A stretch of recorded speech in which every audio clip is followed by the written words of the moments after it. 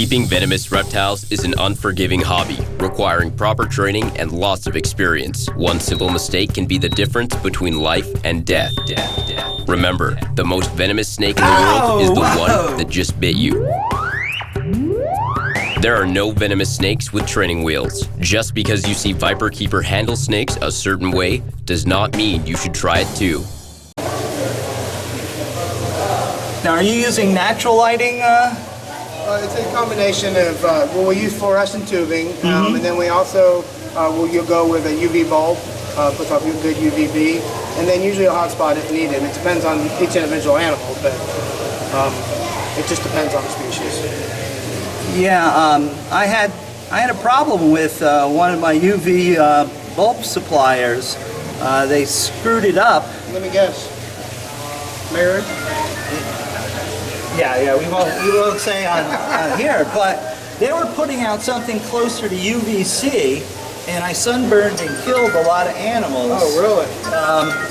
I ended up, just tragic, ended up killing a female spectacle cobra, several other species. The only ones that survived it, believe it or not, were the ecus, because they're used to that thermal load. These were coloratus that I cooked. The male is still doing well. I lost the female, but yeah, they of course apologized and all this other stuff and said, oh, send us the vet bills and stuff or the cost of the animal. Well, I know there was a recall on Zoom-Ed bulb there for a while. There was a recall on one of the brands. Yeah. Yeah.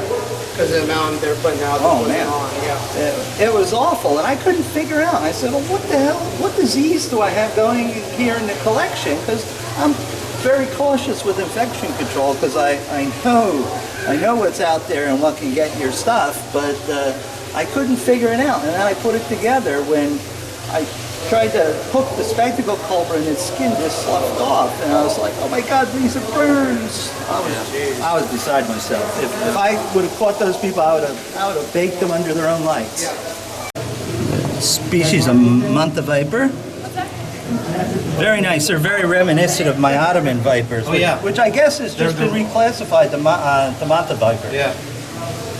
Yeah, these guys are all Wagneri, Bulgardagica, and Xanthine are all very, very closely related. In fact, there's a lot of speculation that they're all subspecies of Xanthina, but the genetic work hasn't been completed yet to see that.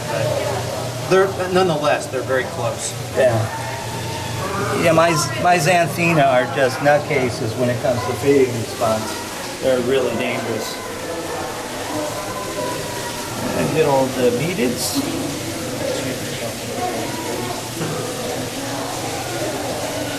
Just doing what beaded lizards do. Oh, these are beauties. Radii. We've got some better ones, I mean, with color. I'll show you downstairs. Those are nice. We've got some. Oh, but just the head and just fantastic.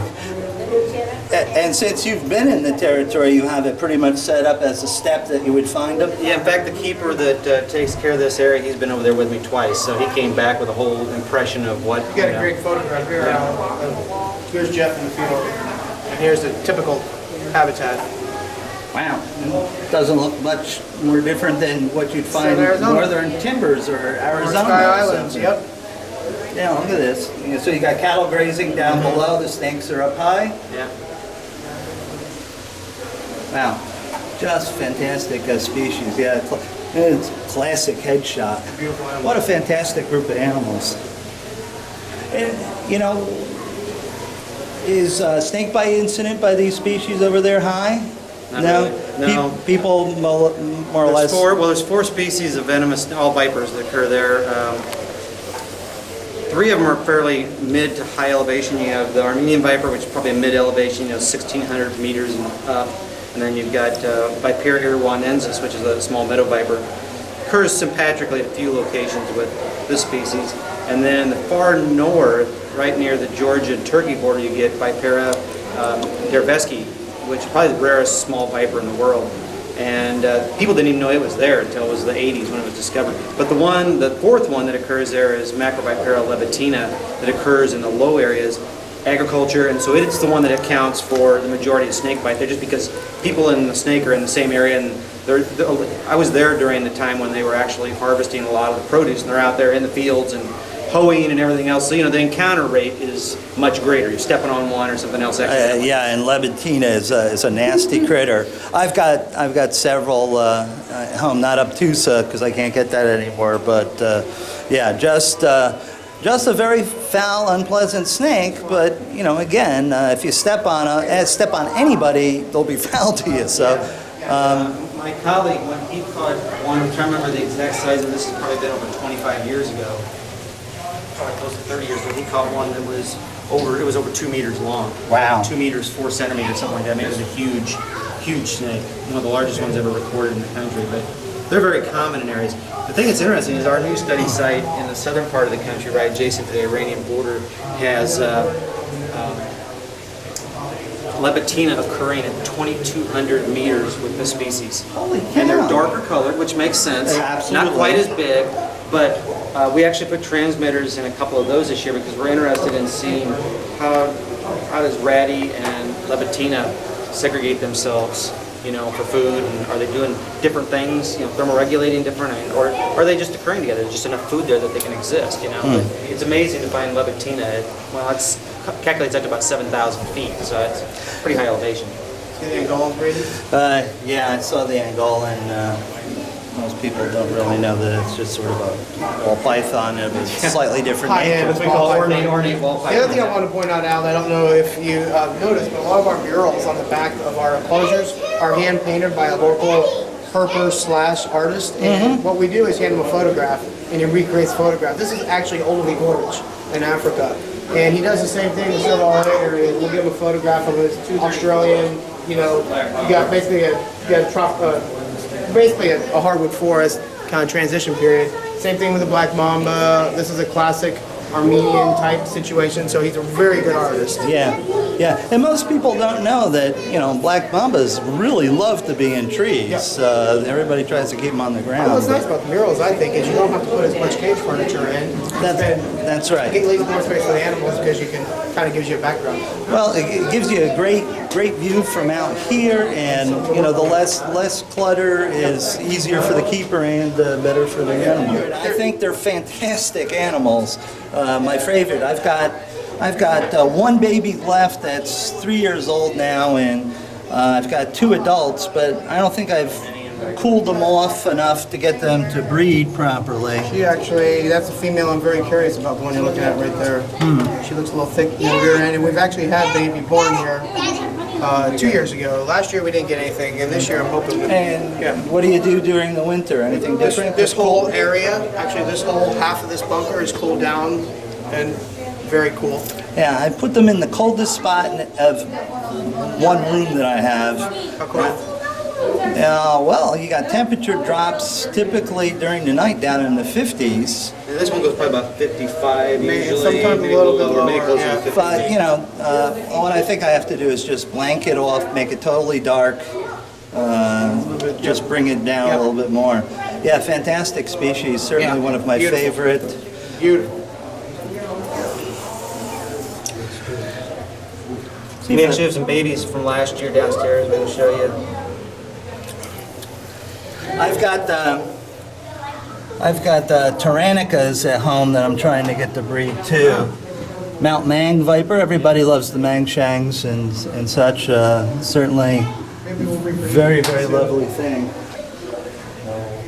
Leaf toes. I would kill for these. They used to be fairly common on the trade, but with this destabilization of Pakistan, Oh, I'm embarrassed. There's a show. they're a little bit tougher to find. Aristocophus, be interesting to study its venom. Okay, folks, Jeff says we're in Vipera Central, and I can see what he means. Look at that. The last few weeks we've had lots of babies born. We had the first time for us Vipera Nikolsky, which is a Russian species. Parents are jet black. There's a lot of speculation that they're just a subspecies of Barus. We got 6 little babies there. And then we've had 2 litters of Xanthina. Here's 11. We're just getting them kind of ready for their first shed here, but you can see it's 11 little babies there. Yep. Pile of them. Yep, my gal put out a bunch of slugs. And then 2 days ago, we just had 4 little Albizona. Oh yeah, these are fantastic little guys. You know, we see these ever so often in the trade, but you know, especially in Europe, they're very common at the shows and stuff. But yeah, no one likes to bring them over because they don't sell. And Do you go to the shows over there? I generally don't have time to do that. Although I do have my own permit, I can bring stuff in. It's just a real hassle. Yeah, well, you know, for the most part, most of these species that were formerly classified as Vipera, now they've been split up into a number of different genera, Montevipera, Macrovipera, Peleus, on and on. But there historically has not been a big interest in them in the U.S. I mean, Joe Laszlo, when he was alive at San Antonio, obviously was very interested in that group of snakes. But oh yeah. I would say today that we're probably one of the few institutions that works with the number of species. Macrovipera Mauritanica, or now Dr. Boya Mauritanica now. Right. We just hatched out some of those 2 years ago. Got some good babies over in the other room. Yeah, I've got 2 males, an ancient one that I've had for many years, and then I've got a 2-year-old male. Don't see those very often. I had some brick red ones from Morocco, I was told. Oh, yeah. Unbelievably nice animals. Here's an adult Albizona here. Like there's 3 of them right along here. I got the female that just gave birth in the far corner. A couple older Montevipera ready. And it's rather cool in here. So what do you normally keep them at? Well, like this time of year, we're running in the mid 70s. This room has a refrigeration unit built into it, and within the next couple of months, we'll start preparing them for hibernation. We actually black out the window, and we take this room down to about 40 degrees Fahrenheit. Wow.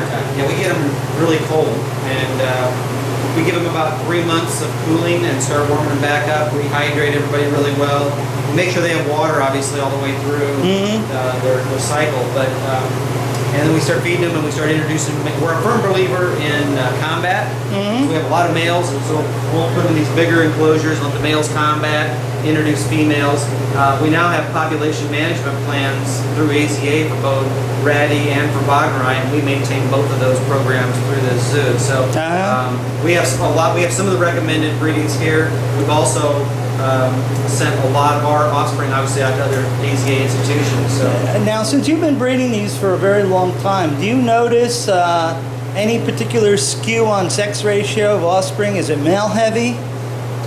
it can vary. You can have one litter where you may have 2 males and 3 females, because some of these smaller ones don't have that many babies at a time. Then sometimes you'll get an equal split, or sometimes it just seems to vary. I mean, we've seen that with the snake species too. You can get a litter of emerald tree boas that can be heavy on males or heavy on females. But we haven't ended up with any litters that were all one sex. Yeah, okay. That I can remember. I can't remember ever getting like 5 females, But, yeah. Well, I've had a couple of litters of Bothrops alternatus the past couple of years, and just had a litter drop last week, and it's almost 2 to 1 male to female, which I found a bit unusual. Mm-hmm. Doesn't seem to be temperature dependent. It just seems to be, this seems to happen. So I figured I would ask that question just to get a feel for it. Yeah, and some of these, we've held back. Have got some really spectacular coloration on them. We just try to give them, good hot spots, and then obviously you see off exhibit, we keep things fairly utilitarian like most people do. One is that if we were to keep everything looking like we do upstairs, I'd need 3 times the keeper staff I have. But I think from our perspective, as most people know, is that, as long as they have the needs that meet, water, food, place to thermoregulate, hiding area, whatever, they're good to go. And so for us to maintain a colony of snakes like this is just a much more efficient and more sanitary way for us to do it. Oh yeah, absolutely. Yeah, I still like to get my animals on some sort of substrate. Yeah. We've experimented with all kinds of things, aspen and all kinds of things, and we tended to revert back to the Newspaper. Post-Dispatch or the New York Times, but yeah. Huh. All right, very, very beautiful group of animals. Although, where are my friends? They have such a personality. Generally not good.